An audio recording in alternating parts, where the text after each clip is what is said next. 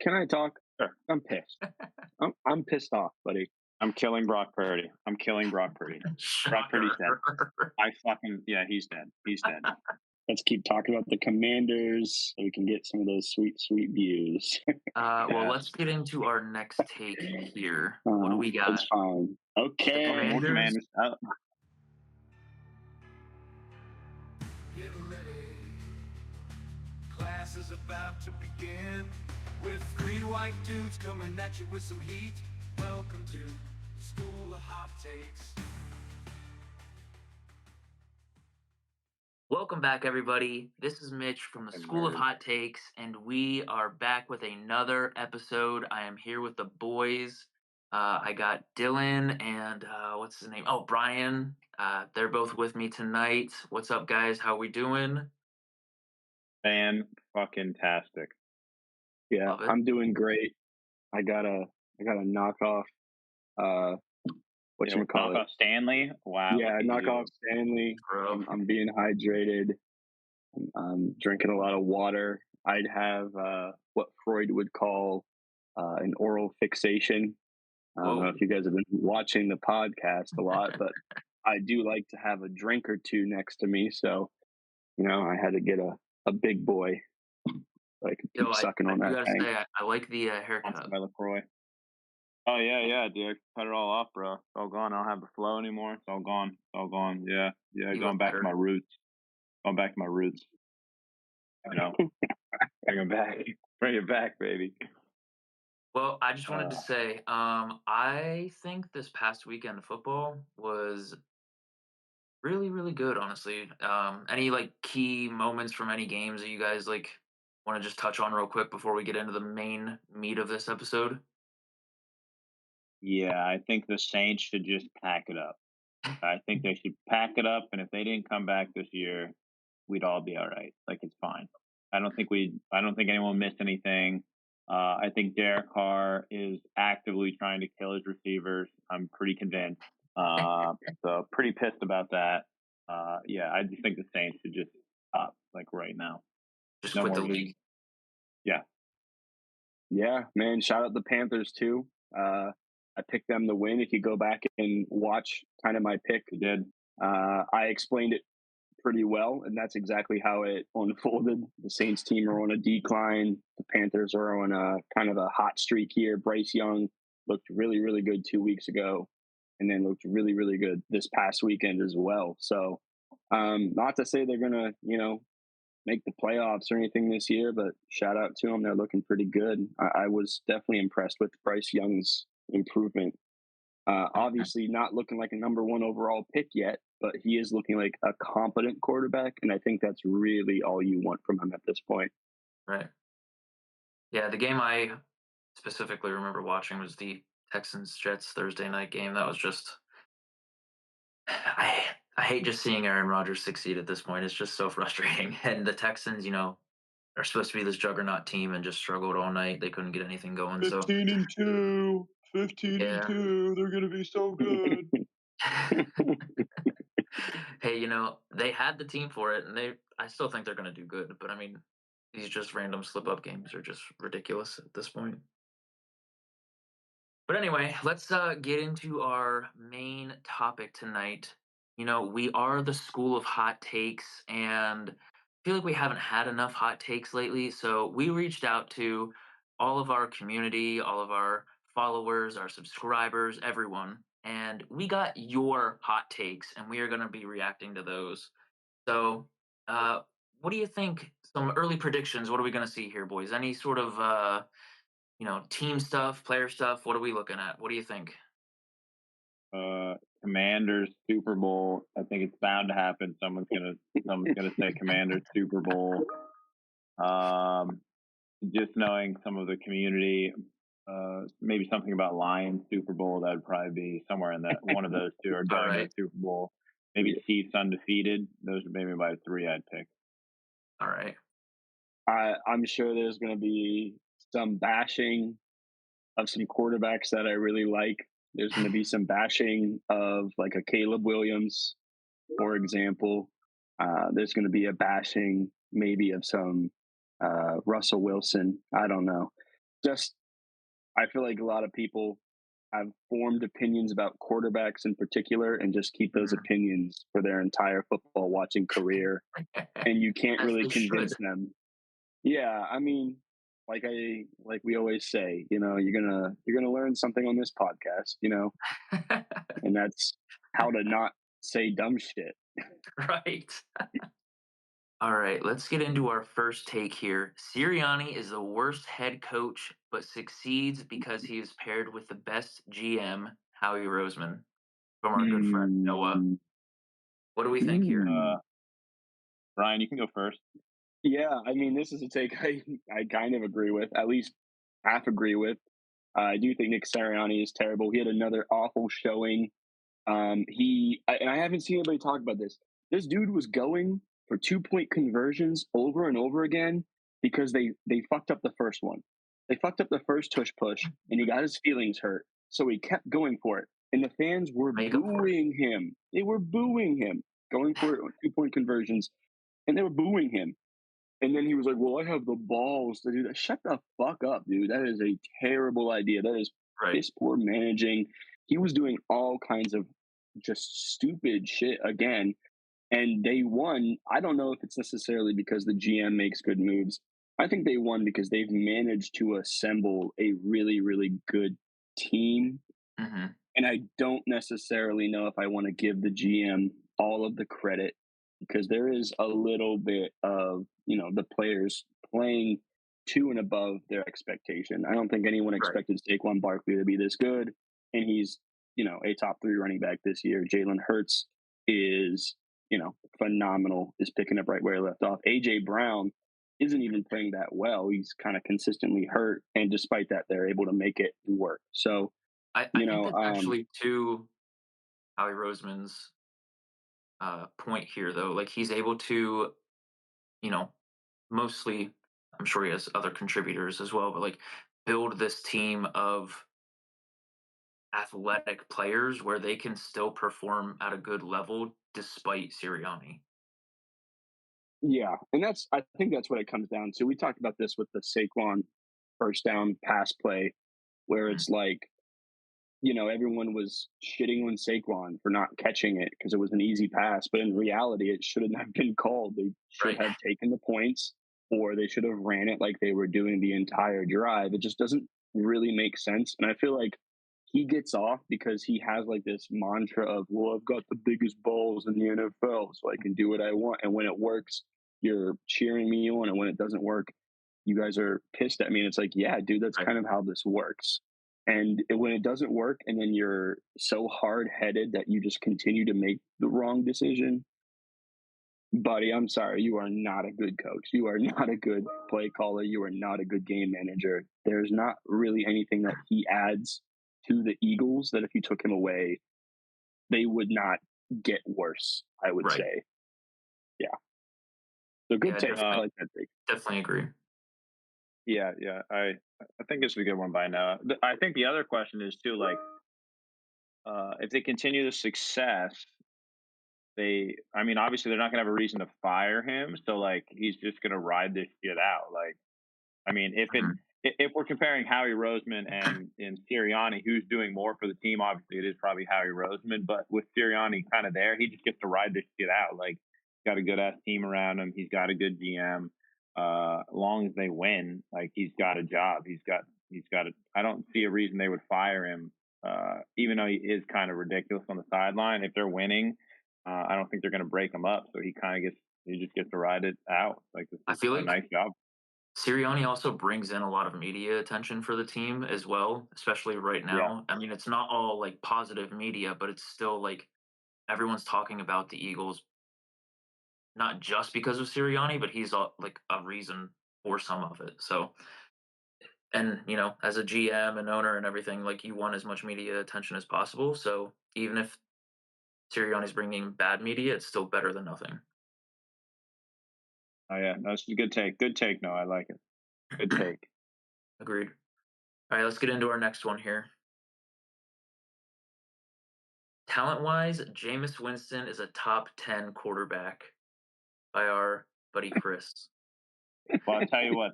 this did not age well after. I mean, he had a great first week and then Mhm. immediately fucking sucked last week. So I'd say this didn't age well. I think if you were grading Jameis Winston, if you got to just like hand pick maybe like 7 of the games if he plays the whole season, like maybe. But there's also 11 other games or 16 other, like there's so many other games all the time that he's playing. It's not good. Like I don't think he can ever be considered top 10 So at any point. I agree with the later 2/3 of this take. Talent-wise, I don't agree with. Jameis Winston is one of my favorite top 10 quarterbacks, just how What? he is as a person. Okay. Talent-wise, though, I can't give him, like, a lot of, you know, props or We anything what like are that. He has those random good games, of course, but, like, he's not consistent with it at all. Yeah, yeah. What are we basing talent like? Like he's pretty. Yeah. He's got like an average arm. He's average. Like what is he? 6'2", 6'3". So he's like average. He's got a good Mhm. body size, but he's not like overly athletic. Doesn't have an overly powerful arm. His IQ of the game is okay. I mean, clearly he puts the ball in harm's way. Like I don't. Right. I don't understand where the talent. What talent? I mean, he's a great motivational speaker. If that's the Yeah. talent, you think right? He is the number one quarterback for motivational speaking. Nothing will ever top eating a W. Like that is Hell so yeah. fucking funny, dude. Did you guys did Yeah, you hear the interview with the other players who were there when he did that the first time? They were like, "What the fuck is he doing?" They were, like, I, so I I confused. It was so funny. I remember the first time I watched it, and I was like, "What the fuck is he doing?" uh, but to this day, I do watch that video whenever I need hyped up, and I'm not even. That's not even a joke. I do watch Jameis Winston motivational speaking highlights to get hyped up. It's too good. Yeah, so that was my question too. Is talent wise, I don't really understand what they mean by that. Mhm. I don't think Jameis Winston is a top 10 quarterback in any metric. Um, but not to be a dick, because I feel like I say this every time we have a conversation about top tens. But if you're putting someone like Jameis Winston top 10, I could sit here and list 10 quarterbacks, and you have to leave one of them off. Like what are you leaving off to put Jameis Winston on there? I don't really see it happening.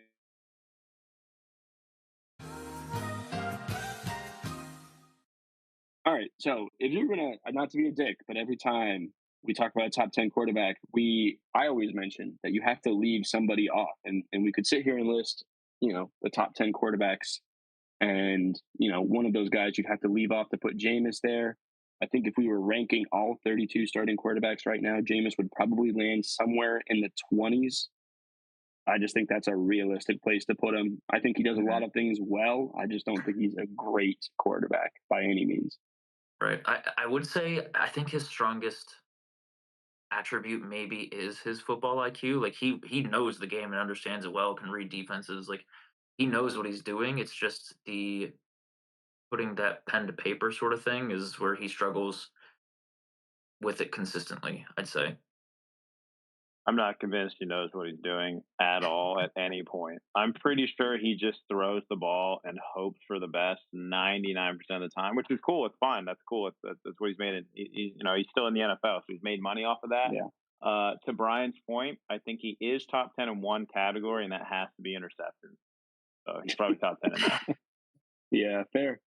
I think that he's a little bit of a Mike Evans merchant, and there's a reason why, you know, one of my top waiver pickups was Cedric Tillman. I think Cedric Tillman fills that role perfectly. So if you want a little mini fantasy football take, Cedric Tillman is kind of locked in to be a really good receiver with Jameis Winston. In case you weren't convinced by his 3 consecutive weeks of being a top 15 fantasy receiver.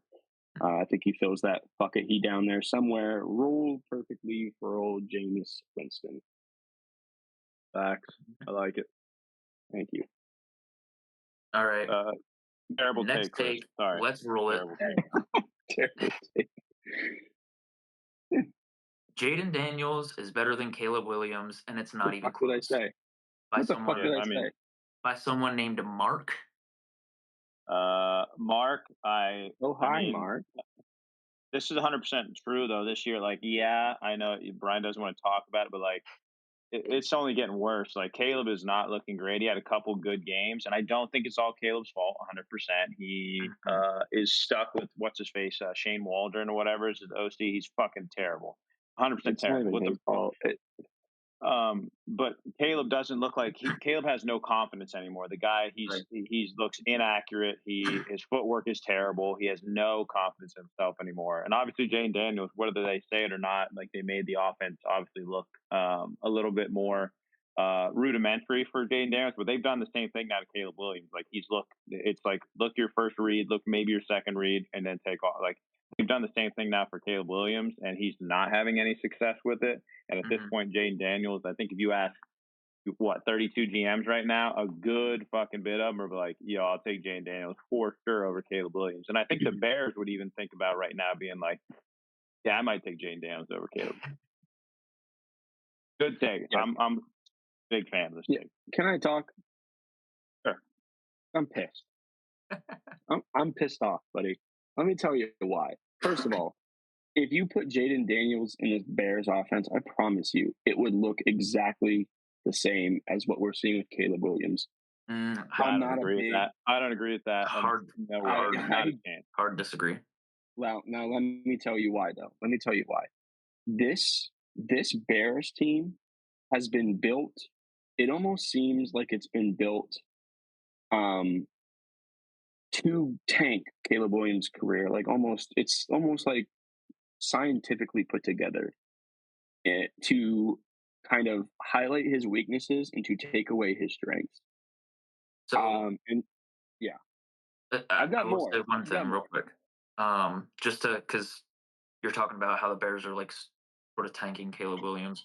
Um, I saw something earlier. They think that it was like a Bears fan on his uh, YouTube channel. I saw he was talking how the Bears just consistently ruin quarterbacks because they bring in a head coach Hmm. to work with this quarterback, and then they have a losing record, so they fire the coach, bring in someone new who's not supposed to work with that quarterback very well, and then they get Hmm. rid of the quarterback and draft a new guy. Like it's just a cycle. They did Yeah, that with Trubisky, uh, Fields. Fields, and now Caleb Williams. Like they're projecting the head coach might get fired after this season, and they'll bring in someone who's not going to mesh well with Caleb Williams, and Caleb Williams is going to look like a bust. Like yeah. If not the coach, then the OC. You're right. I think 100%. That's a problem the Bears are going to consistently have. And Eberflus, I think, would be. If I had to say right now, I think he would be safe unless the Bears like lose out. And I don't know if that's going to happen. But Mhm. Waldron could absolutely get fired. Their OC could get fired absolutely. Um, and what I want to talk about, because I feel like I've talked about this a lot, and I will continue to talk about this probably for the rest of the season because it's not going to change. The trade deadline just ran out a couple of hours ago as we're recording this, and they're sticking with this squad. So the Bears' offensive line is really fucking bad, dude. It is really, really bad. It is significantly worse than the Commanders. I don't know if one of you fellas want to pull up the numbers. Obviously did not know that we were going to talk about this, or I would pull them up myself. But the Bears' offensive line is significantly worse. They do not have a star stud like the Commanders do on that offensive line. The Commanders have two players on their offensive line that are better than the entirety of the Bears. They have Sheriff, who is, I think, playing right guard right now or left guard. And they have whoever Green talked about him, Terrence talked about him as well, the guy they kicked in from right tackle to play right guard. So they have two players right now who are playing at a really, really high level, like top 10 in the league level for guards. And that is huge for rookie quarterback. So not only are they crafting a really easy to learn and execute offense for Jaden, but then they have a great offensive line, which puts Jaden under absolutely no pressure. And when he is pressured, he's able to run and he looks like a god because that's what he was really good at in college is running. There's something else I want to talk about because this is something I haven't seen very many people talk about. And there is I saw this on a TikTok today, and I'll send that in the group chat for you two at least. But DJ Moore is not running routes. And Didn't he what I just mean by walk off the field or something? yeah, so I was going to say, I haven't seen anybody talk about this, but there was a play recently where Caleb Williams was scrambling, and this is why I disagree with the bad footwork take. His footwork is amazing. He escapes out of 100 sacks a game. The problem is once you can't continue to escape from sacks. And there was a play where he was running to the right side of the field, or sorry, broadcast angle, left side of the field. He scrambles over. DJ Moore is his dump off guy. Is a guy that he should be like taking off in that situation. Caleb Williams can huck it up to him, give him a 50-50 chance of making a big play and just getting the ball out of his hands. Mhm. As he is scrambling to that side, Caleb Williams is trying to direct traffic and evading 4 defenders, and DJ Moore is walking to the sideline and sits on the bench. He is sitting on the bench. Caleb Williams is now running to the other side of the field because his number one receiver is sitting on the goddamn bench. That is fucking embarrassing for the Bears. That is Right. embarrassing for DJ Moore, who I hyped up at the beginning of this season because he is one of the most underrated receivers coming into this season. And to see something like that is absolutely atrocious. He does it multiple times this past week against the Cardinals where he gives up on a play. Um, and Jaden Daniels was able to hit that first read. Who do you think the first read is in the Bears offense? It's almost always DJ Moore. If you look at where Williams' eyes go, it is DJ Moore about 60% of the time, and then it's Keenan Allen about 20% of the time, and then it's like a check down every other time. Like his reads are usually 1 and 2, and you have old, slow Keenan Allen and DJ Moore, who's not running routes, as your 1 and 2. Pair that with the worst offensive line and tell me any quarterback in this league that will succeed that's name is not Tom Brady or Patrick Mahomes, and I will tell you that that is absolutely not true.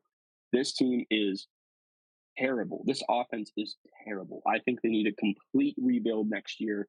I'm talking every offensive lineman, fucking kick them to the curb, draft offensive lineman in the first round, draft offensive lineman in the second round, sign a big name free agent. You got to rebuild this offensive line. I don't care if, DeAndre Swift is obviously not good. He's terrible at pass blocking. He gets Caleb killed on a weekly basis too. So go after a running back if you need to. I don't know what you got to do. But right now, Caleb Williams is not in a position to succeed. No quarterback would be able to succeed. And I think a good example of this is you look at like Bryce Young and the Panthers. And for 2 years, we've been saying, well, the Panthers are the worst team in the league. They're a terrible team. They're a terrible team. Obviously, we can't expect him to be great. And yet here we are with Caleb Williams. The exact same thing is happening. And we're too busy being like, oh, well, look at how good Jaden Daniels is. And just comparing him to another quarterback, even though those situations are nowhere near similar. And I'm very fired up about this take. I think it's a take that I see constantly. But what I will say to the people who are saying this, you are not watching Caleb Williams. You are looking at a fucking stat sheet. You are looking at a fucking fantasy football score. You are not watching these games because this dude is out there playing fucking football every weekend and he is doing crazy shit with his feet. He's doing crazy shit to escape the pocket. He is throwing amazing balls, but they're not being caught. They're not being on target because he's under pressure every play.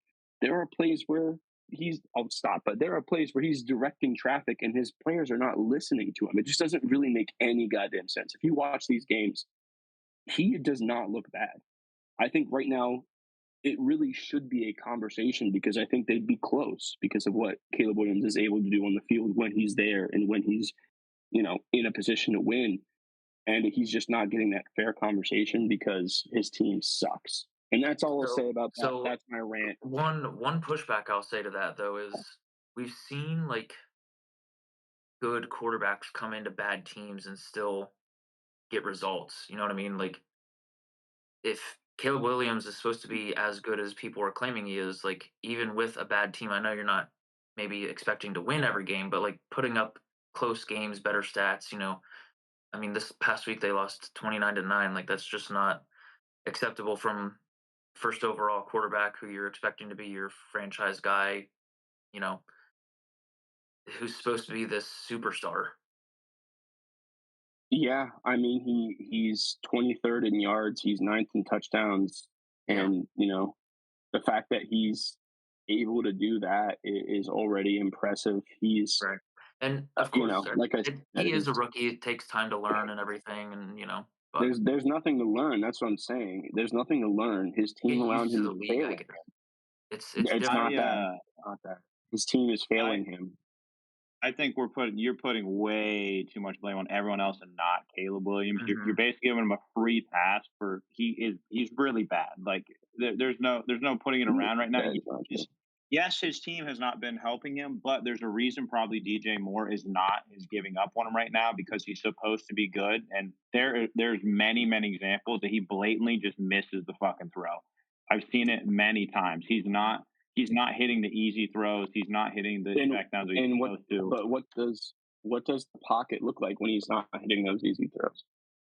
I don't think any Does he have a QB clean always has a pocket? clean pocket. Not all the time, no, but neither does Jaden Daniels. But Jaden Daniels gets out and he makes smart decisions. He's got like an 80% completion rating.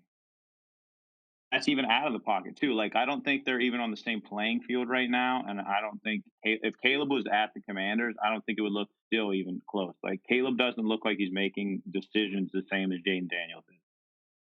Looks like he gets Yeah, flustered more we talked easily. to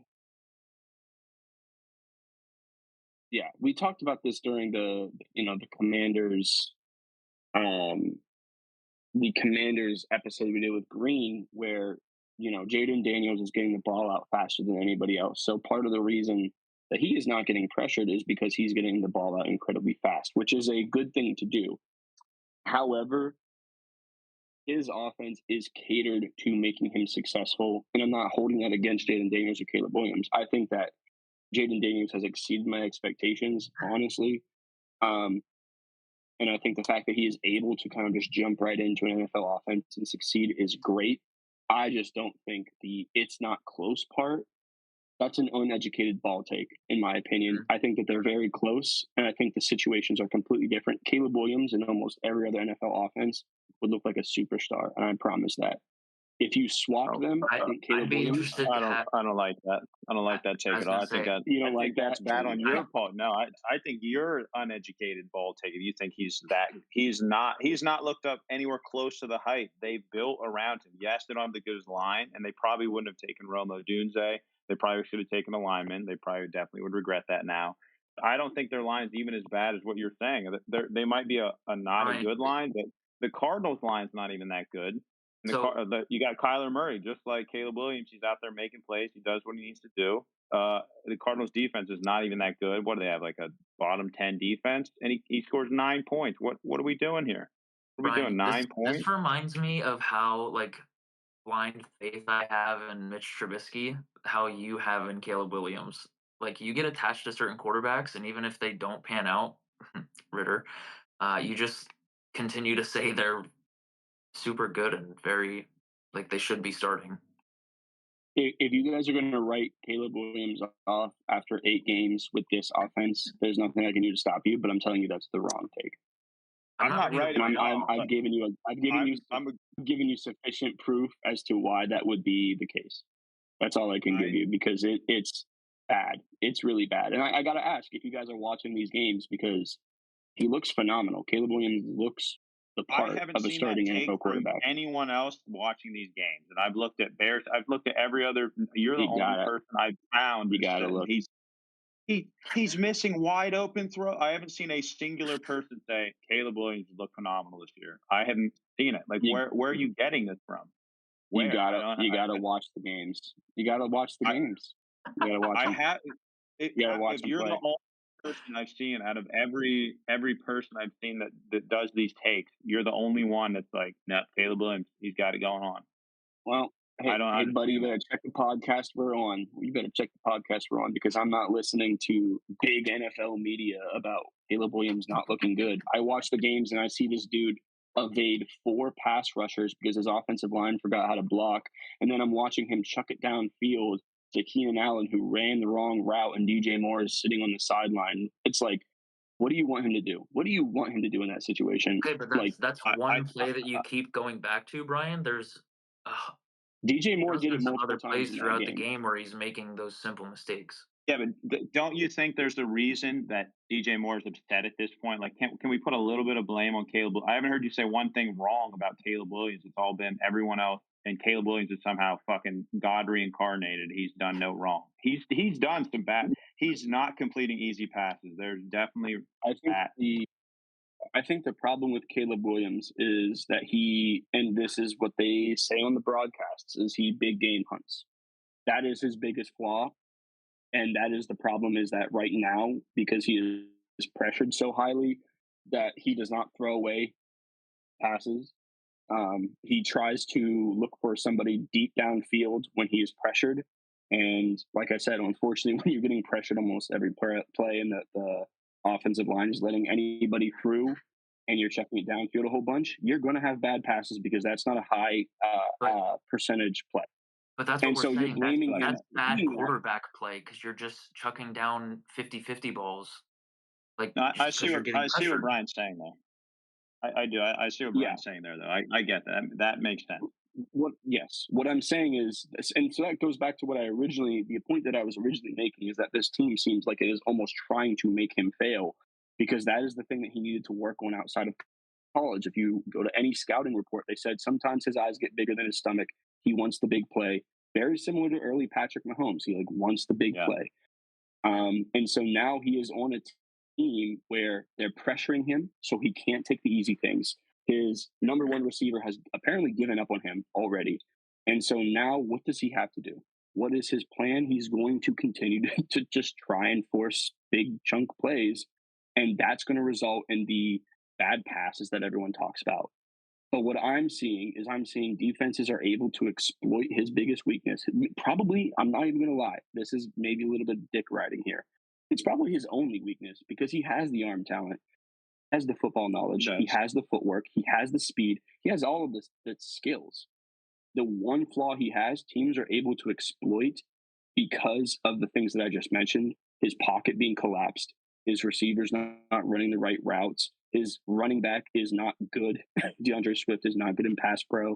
He is not a very efficient runner most of the time. He's had a good 4 weeks here, but he has not historically been efficient. And that really hurts a team when they're doing stuff like RPOs and they're doing, read pass options and other play action plays and stuff like that. Stuff that actually helps blitz counter. Like the reason RPOs and play actions exist are to counter the blitz. When you have a running back like DeAndre Swift, you can't even run that. So unfortunately, this team is just built very scientifically to exploit his weaknesses. That is a hill I would die on. And obviously, the thing is, like, after this season, it's going to be rough for him. It's going to be a long year of me kind of giving this exact take over and over and over again. I'll have to defend him constantly over and over again. But I promise you, next year, if he doesn't figure it out, then we can have the conversation. And next year, if defenses don't figure out Jaden Daniels, we can have the conversation. Because I think both of those things are going to happen, and they'll kind of end up being closer than people are making it seem like right now. Because I think Jaden Daniels will be easy to figure out with an offseason to prepare. And I think Caleb, with an offseason to prepare, can maybe fix that one mental itch that he has to scratch, which is when I get pressured, I need to huck it deep. So, again, call me out. But I didn't expect anything, I don't know. anything less. Is this Mitch? Mitch, was this just you? Did you just fucking put this in? Oh, okay. No, I was thinking. All right. You know what? It got us into some good conversation, and honestly, they probably will end up being somewhere close in the end of the day. Yeah. All right. Well, let's. Jane Daniels over Caleb Williams. Yes, right now. Yeah. I do like the conversation, right now. But let's get on to our next hot take. Mitch, we say we're done when I say that we're done, motherfucker. All right. The Commanders. The next take. The Commanders will have the number 1 overall playoff seed of all the NFL, of the AFC and NFC. They will be the number 1 team. By yours truly. Look at who put that one there. Yours truly. Probably not. It'll probably be the Chiefs, honestly. If we're being for real, it'll probably end up being the Chiefs. Very unlikely the Chiefs. I mean, they'll probably lose one here coming up just because, it's kind of hard to continually win. They'll probably take a game off. I think they play the fucking Broncos next, so I could very well see them losing that. Just being because I think the Bills are the week after that, so it's like Hmm. It's that classic like, we don't give a shit about the Broncos. Let's go play the Bills, whatever. Right. But I'm gonna go Chiefs. I'm not gonna bet against the Chiefs. They'll probably be one seed. But if not, maybe. What are Yeah. the Commanders Sorry. are Go what ahead. now? They're 7-2. So I mean, they're not out of the number one spot contention, but I mean, what they'd have to win out at this point, I would have to assume, and other teams have to lose. So I mean, it's not impossible, but Also the Lions, like the Lions are there too. Like that's yeah. Right. even in So, in the yeah. NFC, that's tough. My question was going to be: does anybody here legitimately think that the Commanders are a better team than the Detroit Lions right now? Because, Mm, like, No, okay, I can't say especially on who so. they added. They both did add at the trade deadline though, so kudos to them. I mean, that's yeah, fire. I think Zadarius on the Lions is a bigger boost to the team than Lattimore on the Commanders. Would be my current take on that. I think the Yeah, Lions need another edge that kind of puts them over the top.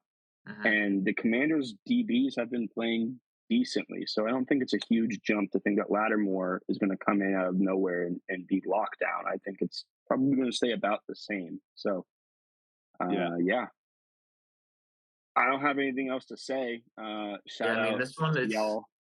this is like, I wouldn't even say it's a 50-50. I think it's more unlikely than anything, but I still Yeah. think they might be able to clinch that number one seed in the NFC potentially. It depends on how they play against the Lions this coming week and how the Lions do for the rest of the schedule as well. But Yeah. I don't even think they would want that. Honestly, like haven't we right. seen a lot in the past, like when young teams get if they do, it doesn't happen a lot, but when they do, like they don't do good taking that week off and then having to play in an even bigger playoff game. I feel like these young guys, they do good, kind of getting like maybe they're a higher seed, they play a lesser team in the playoffs to kind of get warmed up to it, and then they build into that bigger game. I would feel that would be way more beneficial than because like if they're the one seed in the second round of the playoffs, they're going to be playing like a really legit team if they get that bye, which I feel like not Hmm. be great for a team like the Commanders. Right. Yeah. Shout out to you guys for getting us some of that sweet, sweet Commanders SEO. We appreciate it. Let's keep talking about the Commanders so we can get some of those sweet, sweet views. Well, Yeah, let's get into our next take here. What do we It's got? fine. The oh, more Okay. Commanders, Commanders. more Commander stuff. They will only win one playoff game from Ryan. Uh, oh, What do we Ryan think Poole. about Okay. that? I mean, this I can just go right off of what I just said before. I mean, they're a super young team. If they do end up getting the one seed and got to go right into the next one, like they could very well end up playing like fucking I don't know the Packers or the Vikings or something like that round two, and like Mhm. that's a rough matchup. And it'll likely be a very good defense. They're a young team. Well, they have young members, but the defense isn't great either. I mean, that's probably going to happen. Honestly, I don't see them going that deep. Maybe in the So, NFC Championship. well, I think what the most likely scenario is if they are like the 2 seed in the NFC and get placed against the number 7 seed who could be like the Eagles or something like that, or um Yeah, probably fucking I- will be. I- Yeah, Eagles or fucking Vikings or I don't know, the someone like Rams or that. something like that, like the I don't know, whoever might sneak in there at 7, but like one of these weaker teams who are fighting just to make it to the playoffs, like that might be Yeah, their well, win, and then they go up against the Vikings next, or um I mean, it's hella the matchup Falcons or dependent. Lions or something like that. One of these tougher teams, it's going to be tough for them. They play like Rams or Seahawks or some shit first round. Like that's a tough first round. Like they've got Right. great defenses, underappreciated defense, and then like quarterbacks that have been there. They played this game. They've been there Hmm. before. Like that's tough. Yeah, I don't know. I'm 50-50 on. It. What do you think, Brian? Yeah. The only thing that I want to add is, obviously I think this is super matchup dependent, so it's really hard to say. Hmm. But I think that if I was the Commanders or a Commanders fan, and this is kind of our peak is winning one playoff game and being out, that's really all you can ask for in a season where you're just starting your rebuild, in my opinion. new coaching staff, new quarterback, new big pieces. I think if you get to the playoffs, regardless of the outcome, you're really really happy with that. So Right. you might be right, but if you're right, I still wouldn't be concerned about the Commanders long term. I think this is a really good start to kind of the next era of Dynasty. the Washington Commanders. Yeah, Yeah, and I let's think not get ahead of ourselves here. Right. Green said that though too. Green said that this would be their like winning a playoff game since it's been so long for them. Like that's all they really care about anyway. So that's yeah. I mean, kudos to them. Hmm. Okay. Our next take, I have to assume it might be. Ooh, Fuck not yeah, Cowboys, let's go. Commanders. We got some Cowboys content here. So Jerry Jones is a poison to the Cowboys, and as long as he controls the team and all the moves the organization makes, they will never make it to a Super Bowl again. By I Brendan. 1,000,000% agree. 1,000,000%. Well, let's start with like this off season. He did literally nothing. Just took a team that was like, okay, last year. I mean, they won 12 games back to back, and he was like, yeah, fuck it, let's run it back again. I'm gonna pay my quarterback the most money out of any quarterback, highest paid quarterback. Oh, and now, like a real quick news check, he fucking sucks. Just letting everyone know that Dak Prescott is not good. Now, obviously, the team's not good around him, but everyone said they needed a running back. Derrick Henry was just sitting out there like, "Yo, I want to come Mhm. to the Cowboys. I'll do this." And he And you was know like, who they brought "No, he in? can't." Yeah, Zeke. Zeke. Yeah, fucking Zeke. And they said they couldn't afford him. They most certainly could have afforded him. They had Right. money. They could have done it. And they decided to just do nothing. And then now what they do? They went and got like fucking Mingo or whatever. Like that's really gonna help. Jonathan Mingo. Yeah. I was going to He say, can we talk about that?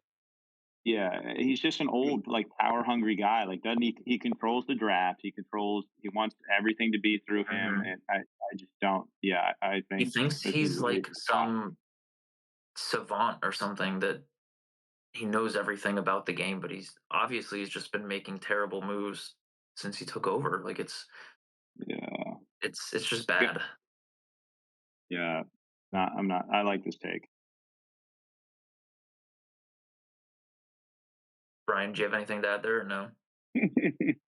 No, I mean, yeah, I kind of agree with what you guys said. I think he's just a little bit old, a little bit senile at this point. I feel like we talked about it before. He probably signed Zeke because he was like, "Oh, remember when we had Zeke? We were so good." And then they Right. just like brought him back to relive the glory days. And to that extent, I'm not even sure how checked in Jerry Jones is in just in general in life. This dude might be ready to peace out. Yeah, honestly, I think it'd be beneficial if he just sold the team. Like take the big paycheck and get the fuck out of there. Yeah, he won't do that. He's not. I Yeah, I he's know going he to get He's won't, his dying. but Yeah, paycheck. He's going to die. fucker's dying. That's what I mean by the peace out. I mean, he's going to fucking die. yeah. I don't. He's going to collect a paycheck. Who give a Yeah, fuck about that? but the problem is, like, he's so fucking, like, stubborn and prideful. Like that, the Mhm. one day that reporter pressed him, and he was like, "Yo, I'll fucking fire you right now." And the guy was just like, "I was just asking you a question." He's like, "I don't give a shit. Like, I'll fucking fire you." Mhm. And that's how you know it's like there's no hope. There's He's no losing it. like yeah, like Mike McCarthy is not even that bad. He went back to back 12-win seasons, and then like he's going to obviously get fired at the end of the season as a scapegoat for no reason really.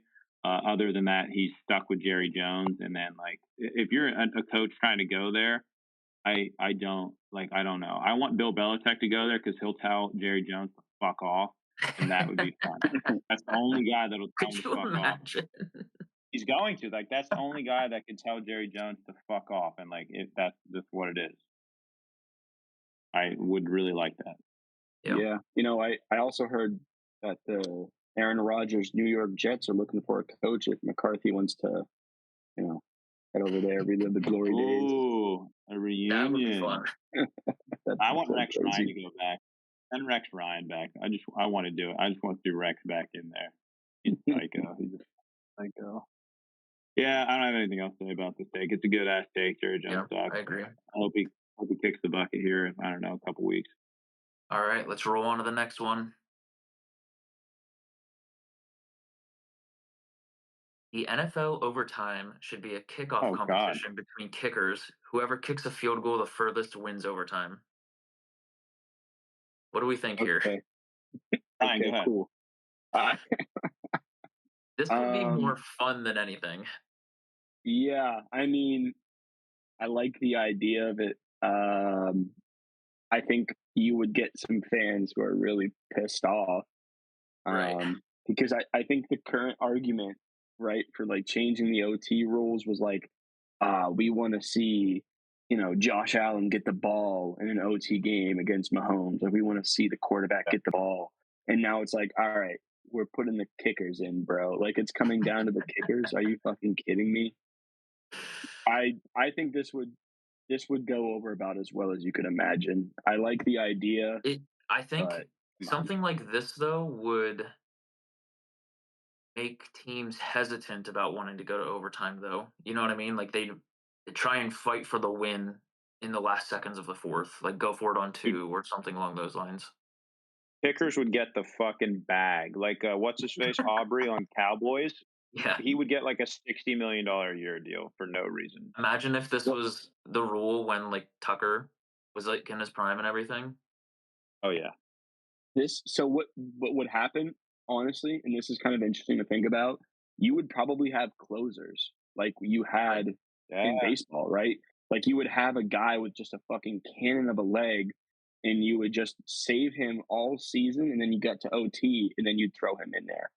So Mhm. that would be the most interesting part about this is the team building aspect where you'd probably have to roster two kickers because you don't want to use your good kicker in case it goes to OT and you need to kick it far. Right. So that's something to Just think about. This is blow his fucking leg out. Yeah, just blow your knee out, buddy. yeah. We just need you to kick a 70-yarder here. Just My give it God. everything you got.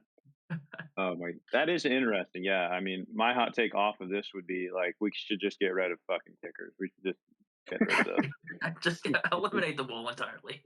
I'm dead serious about that. I don't understand why we need them really. Like I always let's just have football. Let's just play some football. Like I think they snuck that in there. There was like some guy was like we should have kicks though too, right? Well, No. they had the kicks because at the time, like the forward pass just wasn't even really a thing. So Yeah, well, if you now it's couldn't pretty run good. down the And field, you needed to be able to kick the ball. So yeah, like I'm okay. We just get rid of that. Like I don't care. I mean, you can ask most people this anyway, because like I don't think there's anything worse than watching games end in a fucking field goal. That infuriates me. Like if you see two great, like great QBs going after it, and then this was the Tom Brady thing he always did. He would get dink and dunk. He'd get like two first downs, and fucking what's his face, the kicker would waltz in and kick a field goal, and I'd be like, oh my god, Tom Brady's so good, and he didn't really do anything. He would just waltz his kicker down there, and the kicker would win the game. Like that sucks.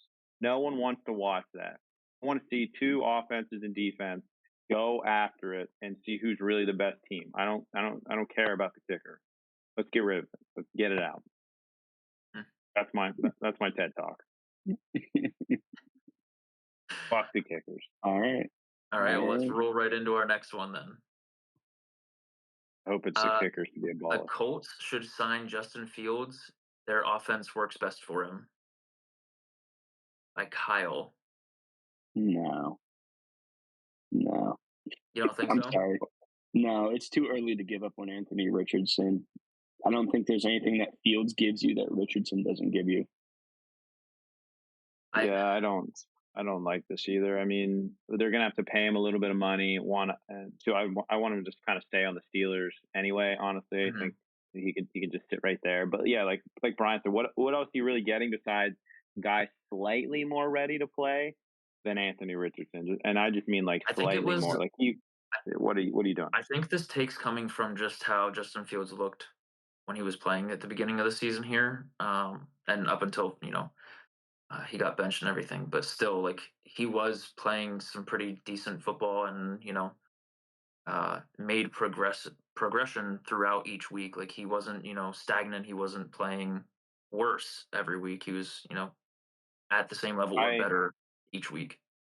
And I I think think that's Anthony I just think Anthony Richardson's not that far off. Like if he can just give him another year of telling him that he's supposed to throw the ball to his receiver, and once he figures that out, like I think he's pretty close because like Justin Fields was what 50% his first year, Anthony Richardson's 40s, which is pretty bad. But like with the dynamic of him running, that dynamic's already there. If he can just figure it out slightly more, just I, complete 60% with Jonathan Taylor in the backfield, that's a good team. Like that's a scary team.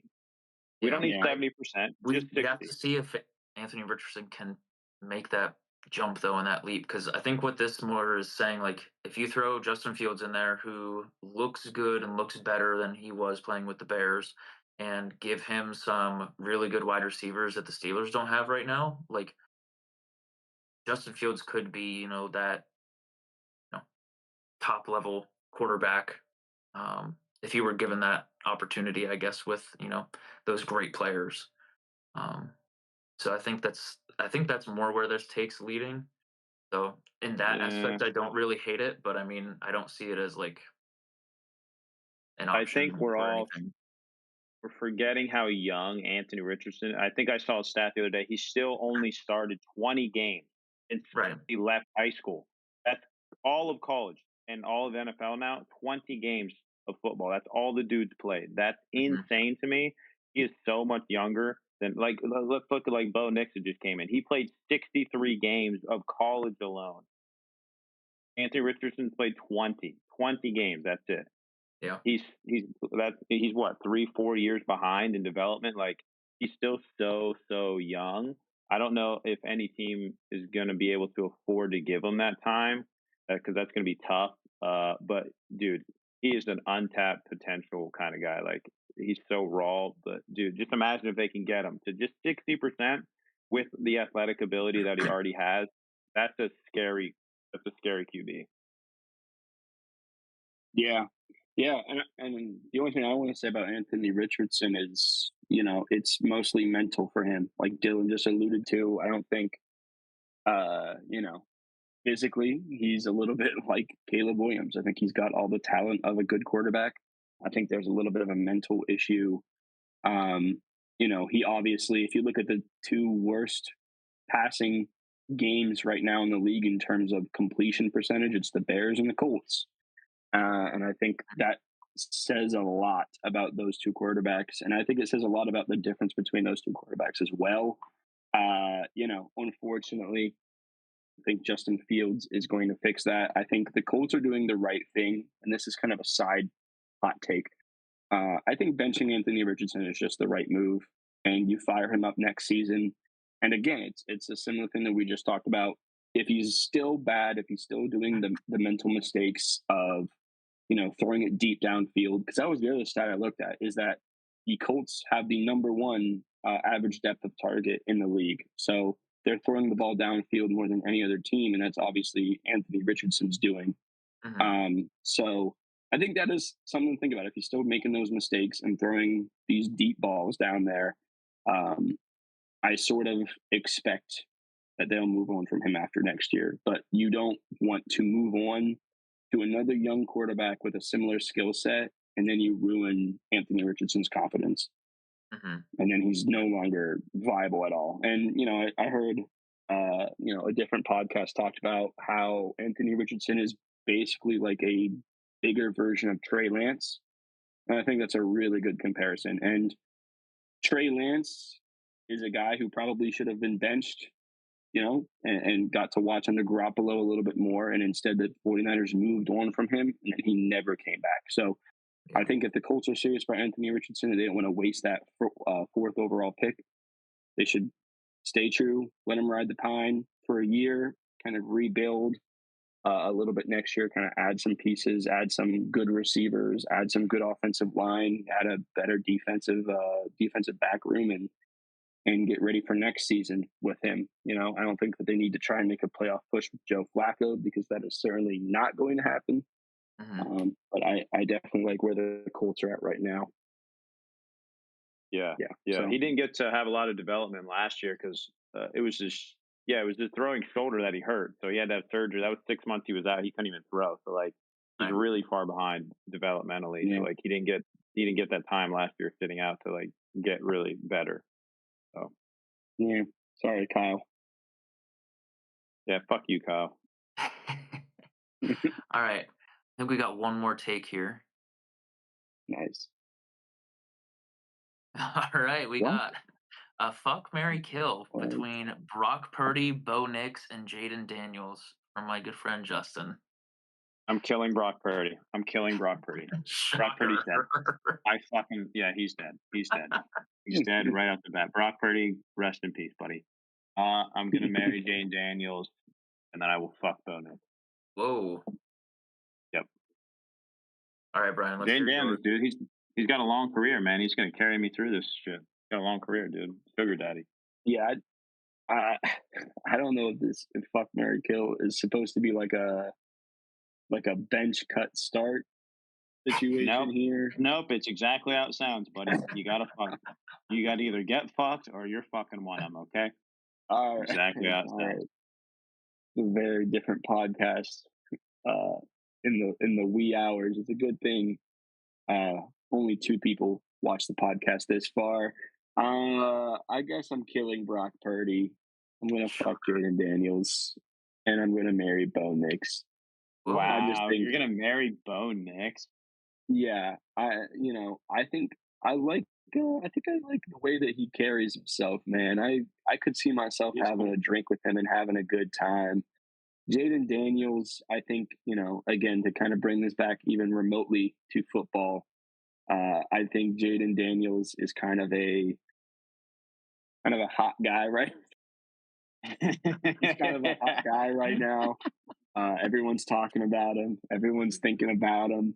I don't know if I want to be married to the guy everyone, wants a piece of. I think I want the guy that people are going to overlook, and Yep. I'm going to marry Bo Nix. And Brock Purdy, honestly, he just looks like a child, and I'm tired of people overrating him.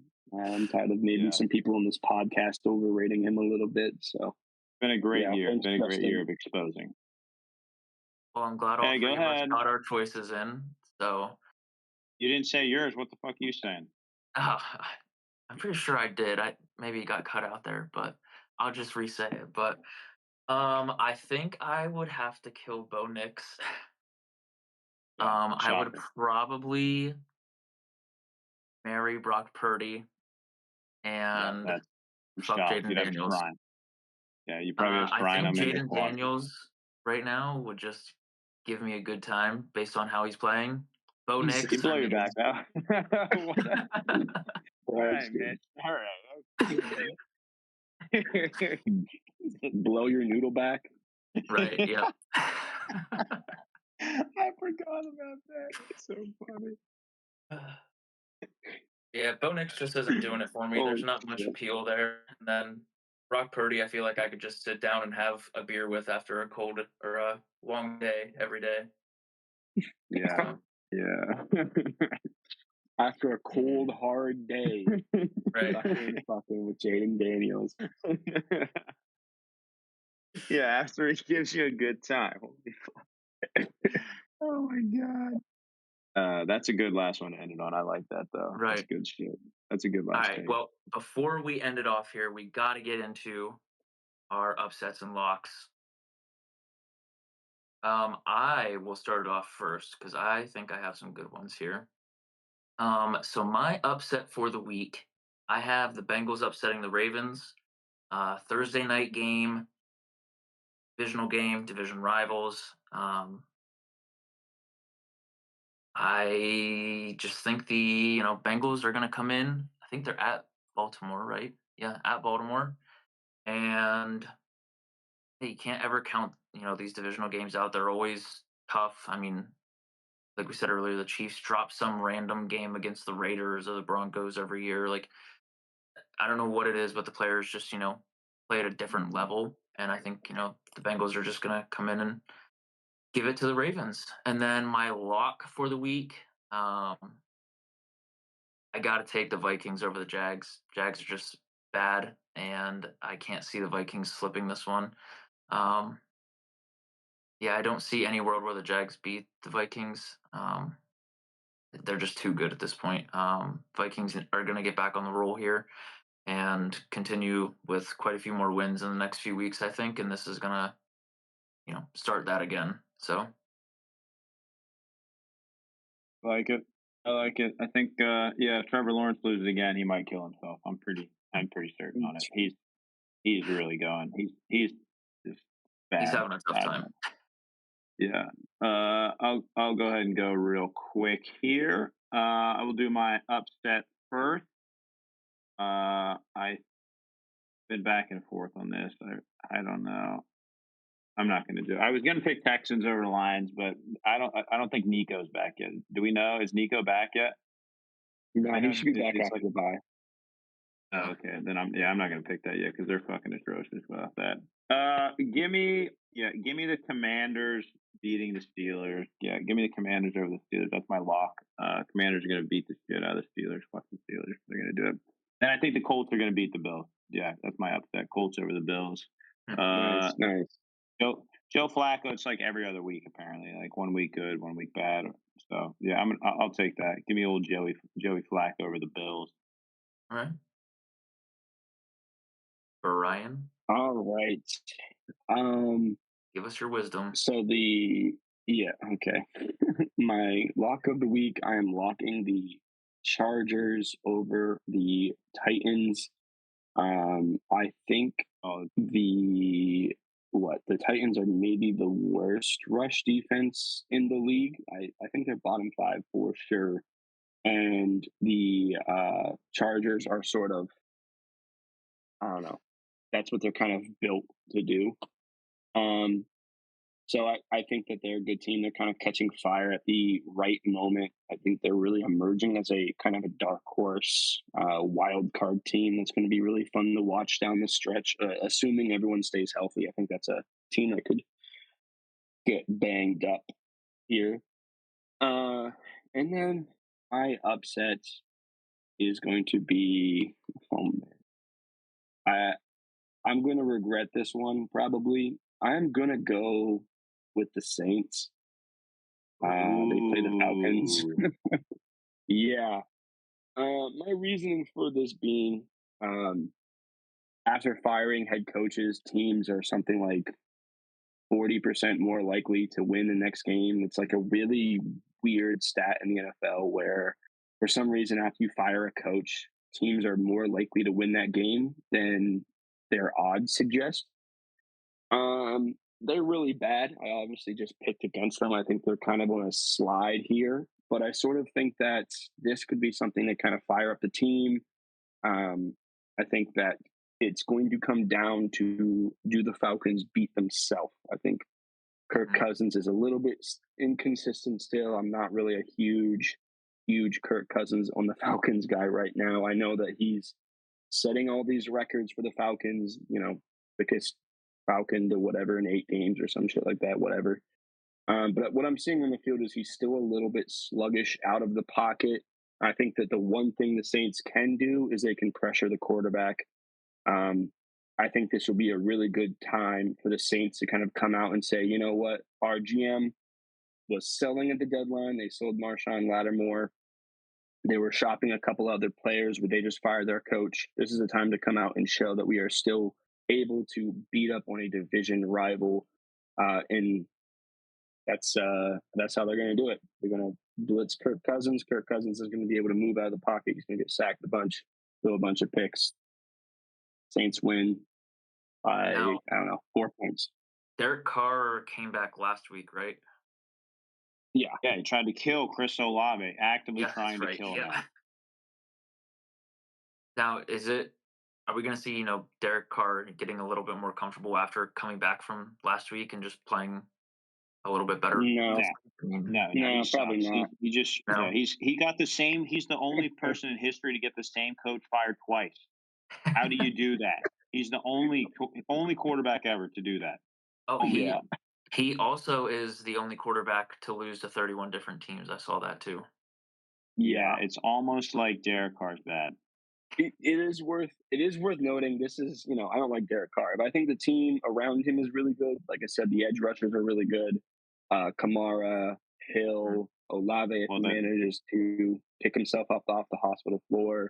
There's a good team there somewhere. And also this game is at home for the Saints. So Mhm. that does give them a little bit of an edge. I think divisional games, you throw records out the window, you throw Right. point differentials out the window. It's just like, okay, who's showing up that day? I really like the Saints in this game. If I have to pick an upset, which I do because that's what we're doing on this podcast, I would pick the Saints. I really like them here. Yeah, I just like the Falcons to free Michael Penix. Yeah.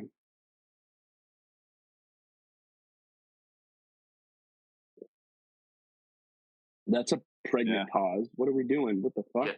Yeah. Well, sorry, your camera looked like you were talking, and I didn't know if there was. I'm drinking Wow, water. way to go, Audio Mitch. issues. Way to fucking go, Mitch. Sorry. No, Brian's camera is just like talking. I thought his audio cut out or something. That's why I was waiting for like a. I'm Brian, you're drinking good. water. He's on. Yeah, he's fucking hydrating. Let the man hydrate. Okay. Let me hydrate. He's got a big night of drinking at it. He's staying up watching the election, okay? Right. All right, everyone. Hydrate. Well, that was the episode tonight. Make sure to send us some more hot takes so we can review them next episode and later in the year. Let us know what you thought, where we went wrong.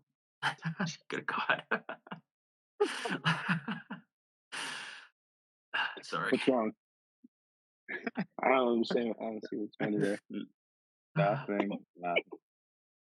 That's a Jesus real Christ. handgun, by the way. I don't know if Yeah. Oh my gosh, it looks. I didn't even realize what you were holding there at first. Yeah, dude, he's got a fucking bottle of vodka and a handgun. Just to let everyone know, don't play. Don't play with them. But anyway, let us know where we went wrong, what you agree with. Give us some of your hot takes. Make sure to like, comment, subscribe, and we will see you guys next week. Class dismissed.